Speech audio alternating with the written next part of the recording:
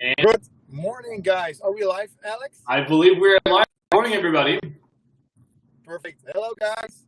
Today is the start of another beautiful week, a week where you can make a lot of revenue, a lot of smart moves, and today is the only day you will ever do it in your life, so make it happen today. Alex, you have a golden nugget I do. for us today. Exactly. Actually, it's one I love, so please share it with us. Yeah, no, it's something that we get asked about once in a while is whether we should invest in all kinds of companies that don't make any money. And I just want to kind of clarify the difference between now and the last 10 years for a lot of people that are watching.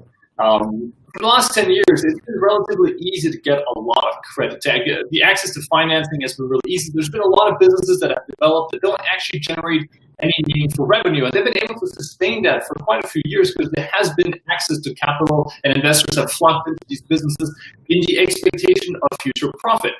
And so a lot of people are saying right now, well, now might be a good time to buy some of these companies. And I think one thing that's changed a lot over the last few months with everything that's happening with the crisis. We've been in a recession. There's been millions of jobs lost. Is the access to financing, I believe, is drying up and is going to dry up even worse.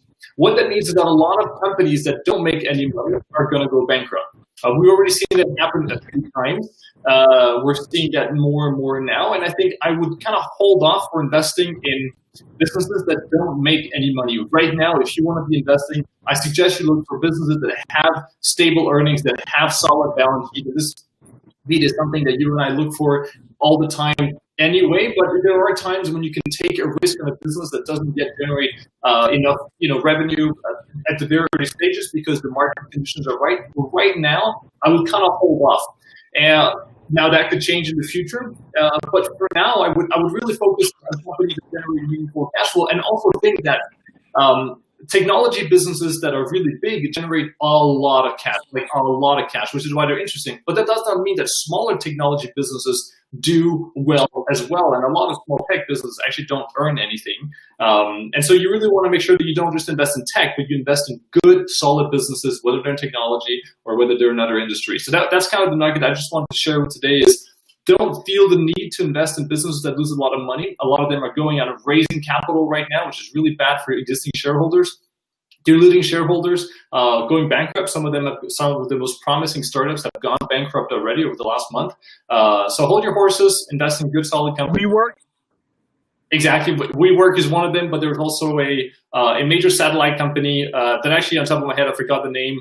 It was a unicorn worth over $1 billion. It went bankrupt just a couple of weeks ago, actually. And there's going to be many more. So hold your horses and invest in solid businesses in these kinds of times. Exactly, Alex. Is it a stupid question to ask? We've been seeing people that went on to the stock market with buying for one reason and one reason only, and the reason was because they thought it was gonna go higher. So there's a big difference. But I'm a novice in investing, Alex. That's why I work together with you. But there is this big difference in my perspective in why you buy something on the stock market. I saw a lot of people that actually bought something only because they have the idea that it would go up. Yeah. And now, are you saying to us that it is actually the best reason to buy something is because it's actually just a valuable asset to hold? Is that what I understand from it? Absolutely. Investing in the expectation that a stock price will go up in the short term is a really bad reason to invest. Now, if you're a professional day trader, I'm sure you have your own system. I don't really encourage that, to be honest. I think it's wrong for most people. But really what you want to be buying, you want to buy valuable assets that appreciate in value because they provide value that provide products and services that is in demand.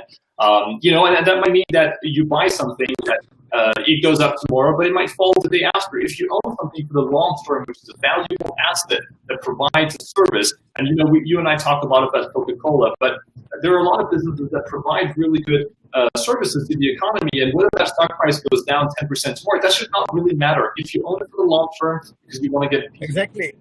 Exactly. You should end up in a position. Someone told me once, you actually don't have to care about what the actual stock price is because you know what the company is worth.